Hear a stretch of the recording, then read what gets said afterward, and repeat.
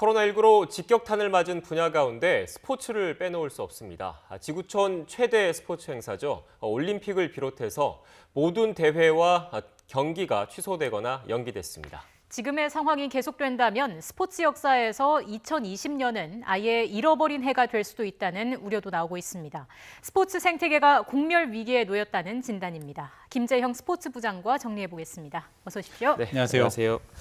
오늘 들어온 대회 취소 소식부터 좀 한번 알아보도록 하죠. 지금 테니스 메이저 대회죠. 윈블던이 결국 취소됐네요. 그렇습니다. 결국 이 테니스 메이저 대회 보통 4개의 대회가 있는데 윈블던이 가장 역사가 오래된 100년이 넘은 대회에 있는데요. 6월 29일부터 7월 12일까지 열릴 예정이었는데 오늘 취소가 발표가 됐습니다. 윈블던 대회가 취소된 게 이제 2차 세계대전이 있던 1945년 이후 처음이니까 무려 75년 만에 처음인데 1월에 이제 첫 번째 메이저 대회는 호주 오픈도 역시 취소가 됐고 두 번째로 이제 메이저 대회가 취소가 된 건데요. 세 번째 메이저 대회인 원래 당초 두 번째 메이저 대회는 5월에 있을 이제 프랑스 오픈이었는데 프랑스 오픈은 아예 9월로 지금 연기됐는데 이 프랑스 오픈이 과연 열릴 수 있을지도 현재로서는 불투명한 그런 상황이고요. 윈블던이 취소되면서 지금 일단 뭐 어마어마한 손실이 발생이 예상이 되고 있는데 중계권료 일단 다시 환불을 해줘야 되고요. 입장권도 환불을 해줘야 되고 거기에 스폰서 환불 금액까지 합치면 예상되는 금액이 현재 손실 금액만 3천억 원 정도가 예상이 된다고 합니다. 뭐 윈블던뿐만 아니라 지금 전 세계 스포츠가 멈춰선 상황인데 이런 적이 있었습니까? 요새 이제 스포츠에서 가장 자주 쓰이는 말이 지금 제가 방금도 썼습니다만 2차 세계대전 이후 처음으로 중단이 됐다라는 말이 있어요. 그만큼 굉장히 유례를 찾을 수 없는 격인데 현재 지금 만약에 저희가 거슬러 올라가면 2차 세계대전이 끝난 게 1945년이니까 한 지금 연배로 따졌을 때는 80대 이상이 되시는 분들은 뭐 윈블던의 취소라든지 또는 올림픽의 어떤 취소 이런 것들을 기억하실 수 있겠습니다만 80대 이하인 분들에게는 사실상 지금 초유의 그런 상황이기 때문에 그야말로 역사상 찾아볼 수 없는 그런 어떻게 보면 초유의 상황이다라고 좀 정리를 할 수 있을 것 같고요. 일단 현재 8월까지 열리는 대부분의 대회는 다 취소가 되거나 연기가 된 상황이에요. 일단 지금 봤을 때는 이 앞으로 스포츠 일정이 그러니까 어떤 달에 예정된 스포츠 대회가 취소되느냐를 따져 보시는 게 그 코로나가 어느 정도까지 영향이 지속이 될 것이냐를 어떤 판단하는 가늠자가 될 수 있을 것 같은데요. 이 스포츠 경기를 단순히 그냥 그 대회 어떤 당국자들이 관계자들이 모여서 취소라는 게 아니라요. 각 그 나라별에 있는 보건 당국이라든지 그리고 WHO의 어떤 조언을 바탕으로 대회 취소나 연기를 결정하는 거기 때문에 지금 앞서 말씀드린 것처럼 8월 정도까지는 일단 대부분의 대회가 다 취소가 됐다고 말씀드렸잖아요. 일단은 뭐 조심스럽긴 합니다만 8월 정도까지는 코로나19 사태가 지속될 수 있다라고 현재 WHO나 각 나라의 보건당국이 예상을 하고 있다라고 좀 정리를 할 수 있을 것 같습니다. 좀 어떻게 보면 초유의 그런 상황이기 때문에 이제 스포츠 산업에 미치는 영향도 적지 않을 것 같은데 어떻습니까? 그렇습니다. 뭐 대회가 취소되다 보니까 피해도 이만저만이 아닌데 지금 모든 게 불확실한 그런 상황이잖아요. 그래서 지금 스포츠계에서 나오는 말 중에 이런 말이 있습니다. 지금 가장 확실한 한 가지는 모든 것이 불확실하다는 것이다. 이런 지금 얘기가 나오고 있을 정도로 심각한 상황인데요. 말 그대로 스포츠 생태계가 뭐 아주 처참하게 파괴되고 있다. 이렇게 좀 표현을 하고 싶은데 스포츠가 기본적으로 뭐 선수와 팬이 있고 경기를 합니다만 그 이면을 들여다보면 그 안에 거대한 돈의 흐름이 있거든요. 하나의 큰 스포츠 산업이라고 볼 수 있는데 경기가 중단이 되고 대회가 중단이 되다 보니까 이 어떤 자금의 흐름, 돈의 흐름 자체가 지금 완전히 그런 끊긴 상황인데요. 예를 들어 좀 프리미어리그만 살펴보면 중계권료가 한 시즌에 지금 나오고 있는데 한 4조 5천억 원이에요. 지금 한 9경기 정도가 남아있는 상황인데 남은 경기를 만약에 취소하고 리그를 아예 취소한다면 환불해야 될 손실 금액만 따져봤을 때도 1조 1천억 원 정도가 지금 손실이 발생하는데 조 단위로. 이 1조 원을 각 구단이 성적이나 이런 거에 따라 지금 분배를 하는 상황이거든요. 그러니까 각 구단이 입는 피해 그리고 구단이 만약에 이런 어떤 어마어마한 엄청난 액수의 그 금액을 피해를 본다면 그 피해는 고스란히 거기에 고용된 선수 또는 근로자들에게 가겠죠. 그러니까 그만큼 지금 파급 효과가 굉장히 크다라고 좀 정리를 할 수 있을 것 같고요. 실제로 지금 손흥민 선수의 소속팀 토트넘 같은 경우는 어제 이제 임금 삭감을 발표를 했어요. 일단 선수단은 아니고요. 그 구단에 소속된 직원 550명의 임금을 20% 정도 삭감하겠다고 했는데 네. 토트넘뿐만 아니라 다른 토트넘을 포함해서 4개 구단이 임금 삭감을 현재 발표를 했고요.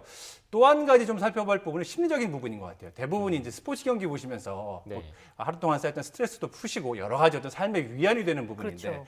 가뜩이나 지금 코로나 때문에 힘든 시기에 스포츠 경기마저 열리지 않다 보니까 네. 심리적인 어떤 위축감, 우울하다 이런 것들을 호소하시는 분들이 굉장히 많이 들고 있습니다. 네. 앞서서 구단의 그 임금 삭감 이야기를 해주셨는데 고액 연봉을 받는 선수들이 급여를 포기하는 일도 나오고 있지 않습니까? 고통을 분담하는 차원이겠죠. 그렇습니다. 앞서 말씀드렸지만 일단은 각 팀의 운영비의 한 네. 70%에서 80% 정도는 선수단의 연봉, 즉 인건비가 차지를 하는 그런 지금 구조인데 네. 이 현재 경영난을 겪다 보니까 그 아무래도 임금 삭감 얘기가 나올 수밖에 없어요. 근데 네. 계약이 돼 있기 때문에 구단에서 일방적으로 선수의 연봉을 경영난을 이유로 삭감을 할 수 없습니다. 이러다 보니까 일반 직원들의 급여부터 손을 대기 시작을 한 거죠. 네. 아까 말씀드린 것처럼 그래서 토트넘 구단이 일반 직원들의 연봉을 일단 20% 삭감한 그렇게 좀 배경을 이해하시면 되는데요. 네. 하지만 뭐 워낙 지금 상황이 어렵다 보니까 고액 연봉을 받는 선수나 그리고 빅클럽들 같은 경우는 이미 연봉 삭감에 합의를 했어요. 대표적인 게 유벤투스하고 바르셀로나인데요. 유벤투스 같은 경우는 3월부터 6월까지 4개월치 급여를 삭감을 했고요. 안 받기로 네. 선수단이 이제 합의를 했고요, 구단과. 바르셀로나 같은 경우는 연봉이 70% 삭감에 합의를 했습니다. 따져보면 호날두는 4개월치를 따졌을 때 한 51억 원 정도 되고요. 메시 지금 바르셀로나는 전체 연봉의 70%를 삭감하기로 했으니까 네. 우리 돈으로 따졌을 때는 한 360억 원 정도를 포기를 한 셈입니다. 네. 그러니까 이 메시가 포기한 이 360억 원 플러스 다른 선수들까지 연봉까지 합쳐서 그 연봉으로 이제 일반 직원들의 급여를 이제 주겠다라는 그렇게 된 거죠. 이렇게 되면서 프랑스 매체는 레키프가 이제 메시를 향해 이렇게 표현을 했어요. 결국 메시가 선수단의 어떤 임금 삭감을 이끌었거든요. 네. 메시와 선수단의 임금 포기로 어떤 연봉을 포기함으로써 일반 직원들의 고용 안정성이 보장이 됐기 때문에 네. 메시가 이제 아르헨티나 출신이지 않습니까? 예. 근데 아르헨티나 출신의 가장 유명한 혁명가인 체게바라에 비유를 하면서 네. 바르셀로나의 메시가 체게바라가 됐다라는 이런 표현으로 메시를 칭송을 했습니다. 네. 그런데 영국에서는 그 선수단 임금 삭감 문제를 가지고 이제 갈등이 좀 빚어지고 있다고 그러던데요. 그렇습니다. 이제 예. 아직 프리미어리그에서는 앞서 보신 바르셀로나나 유벤투스처럼 임금을 삭감한 구단은 아직까지는 나오지 않고 있습니다. 앞서 네. 말씀드린 것처럼 일반 직원들의 연봉을 삭감한 구단은 한 4개 정도가 되는데요. 이 4팀이 모두 공통적으로 신청한 게 급여 지원 제도라는 게 있어요. 네. 그러니까 뭐냐면 기업이 경영난에 빠졌을 때 근로자를 일시적으로 해고를 하게 되고요. 일시적으로 강제 휴가를 하게 되고 네. 이 일시적인 해고 조치에 이루어지게 되면 정부에서 이 해고된 근로자의 급여의 80%를 지급을 하는 겁니다. 네. 그러니까 각 4개 구단에서 일시적인 해고나 노인 근로자에 대해서 정부의 공적 자금이 이제 지원이 되는 거죠. 네. 자, 이렇게 되면서 이게 이제 논란이 된 거예요. 그러니까 뭐 고액 연봉자들이 임금을 지금 바르셀로나처럼 삭감을 한다면 굳이 공적 자금을 투입하지 않고도 일반 직원들의 고용 안정성을 유지할 수 있는데 네. 잉글랜드에 있는 프로팀들은 왜 선수단 연봉을 삭감하지 않느냐 네. 이런 압박이거든요. 근데 이제 또 선수협회 측에서는 또 나름대로 명분이 있어요. 일단은 지금 상황에서 삭감보다는 일단 지급 연기를 먼저 하고 또 한 가지는 현재 우리가 보통 이런 경영 위기나 뭔가 경제 위기가 왔을 때 항상 나오는 이게 이슈인데 기업들이 근로자를 이제 경영 위기를 이유로 해고를 하지 않습니까? 그렇게 됐을 때는 기업들이 그동안 쌓아온 잉여금이라든지 여러 가지가 있을 텐데 네. 왜 근로자에게만 고통 분담을 요구하느냐 이런 논리인 거죠. 그렇기 때문에 선수협회 입장에서도 구단들의 재정 상황에 대해 투명하게 공개를 하면 네. 그때 임금 삭감을 논의하자라는 그런 지금 주장을 펴고 있는데 네. 지금 전반적인 다른 리그의 상황과 코로나의 어떤 상황을 놓고 봤을 때는 선수단이 조금 논리에서는 밀릴 가능성이 높고요. 이러다 네. 보니까 영국 정치권에서도 하원 직접 국회의원이 나서서 어떤 그 소독적인 회의다 선수단에 이런 지금 비판까지 나오고 있는 상황이기 때문에 네. 네. 아마 조만간 프리미어리그에서도 연봉 삭감이 이루어지지 않을까 싶고요. 그렇게 되면 이제 우리 손흥민 선수 역시 연봉 삭감의 대상이 되지 않을까 생각이 듭니다. 그럼 이런 상황이면 뭐 이적 시장에도 좀 영향이 있겠네요. 이제 이적 시장이 보통 7월에 열리고요. 시즌이 네. 종료되고 그다음에 네. 다음에 이제 1월에 겨울 이적 시장인데 여름 이적 시장이 소위 가장 큰 시장이거든요. 근데 지금 구단들의 손실액이 뭐 어마어마한 상황이 될 거기 때문에 네. 올해 여름 시장은 아마 그 이적이라는 제도가 태동한 이래 가장 어떻게 보면 빙하기에 가까운 정도로 거래가 좀 적지 않을까 좀 예상이 되고 있습니다. 예. 네, 앞서 이제 그 말씀하신 대로 이제 코로나19 여파로 각국 프로축구 리그 지금 중단된 상태지 않습니까? 네. 언제쯤 재개될 수 있을까요? 보통의 유럽 축구가 이제 5월에 종료를 하고요. 네. 2달 정도 이제 프리시즌을 가진 이제 8월에 재개를 하는데 지금 이미 뭐 4월이지 않습니까? 네. 다음 달 재개도 지금 굉장히 힘들어 그런 보이는 상황이고요. 현재 상황을 놓고 봤을 때는 시즌 취소 가능성이 점점 높아지고 있는 상황이다라고 좀 정리를 할 수 있을 것 같고요. 일단은 지금 리그를 계속 할 수 없다는 걸 알면서도 취소 결정을 내리지 않는 건 앞서 말씀드린 것처럼 그 뒤에 막대한 어떤 돈이 있기 때문에 네. 이걸 네. 포기하지 못하는 거겠죠.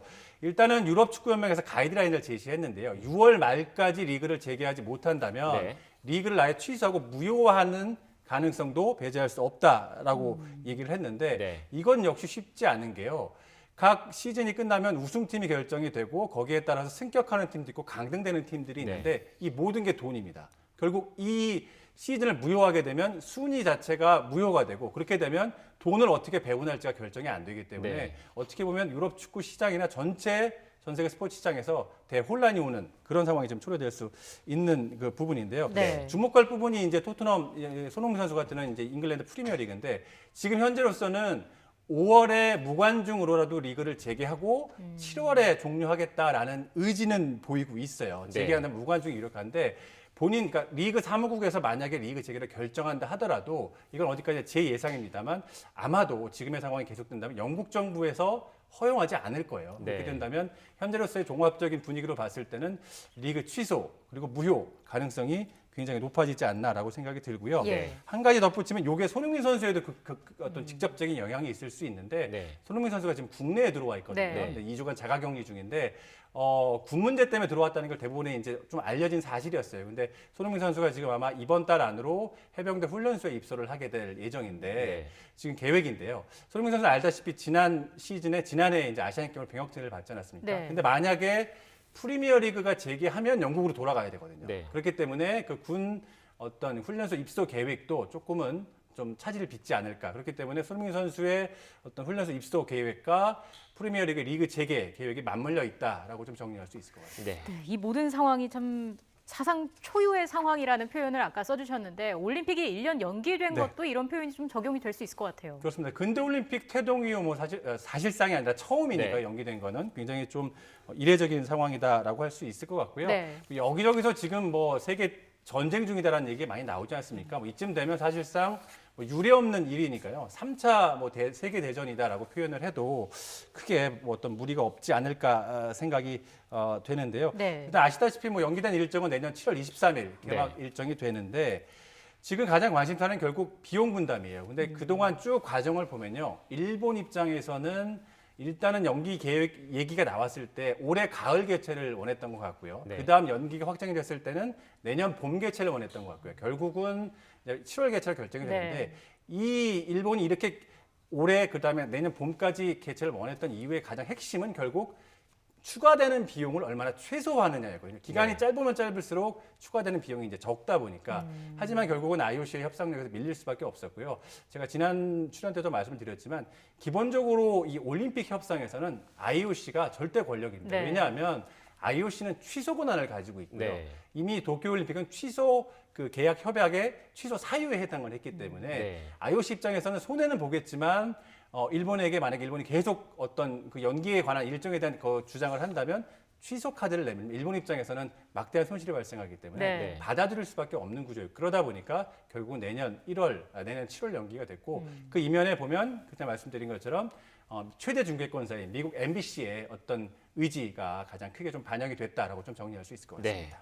지금 이제 코로나 사태로 이제 올림픽은 1년이 연기됐는데 뭐 우길기라든지 방사능 뭐 안전 문제라든지 이런 논란은 좀 여전하지 않습니까? 그렇습니다. 사실 네. 코로나 문제가 없었다면 도쿄올림픽은 우길기 그리고 방사능 안정성 문제가 가장 핵심 이슈가 됐을 텐데 어떻게 네. 보면 일본으로서는 다행입니다만 코로나19에 좀 묻혔다라고 할 수 있겠습니다. 하지만 내년으로 연기된 올림픽에도 우길기가 반입 금지 대상에서 제외가 되면서 또다시 이슈가 될 것 같고요. 이 문제에 있어서는 조금 우리 정부 차원이든 조금 더 객관적이고 과학적인 근거를 가지고 내년에 좀 적극적으로 대응할 필요가 있어 보입니다. 예, 네. 마지막으로 간단하게요. 네. 프로야구는 뭐 언제 개막을 할까요? 일단은 5월 개막을 지금 추진은 하고 있는데요. 네. 지금의 어떤 전반적인 상황을 봤을 때 제 개인 의견을 전제로 말씀드리면 최악의 경우 여름까지는 최소한 네. 어렵지 않을까 좀 생각을 해봅니다. 네, 알겠습니다. 코로나19가 스포츠 전반에도 큰 영향을 미치고 있는 것 같습니다. 지금까지 김재형 스포츠부 부장과 함께 이야기 나눠봤습니다. 오늘 말씀 고맙습니다. 고맙습니다.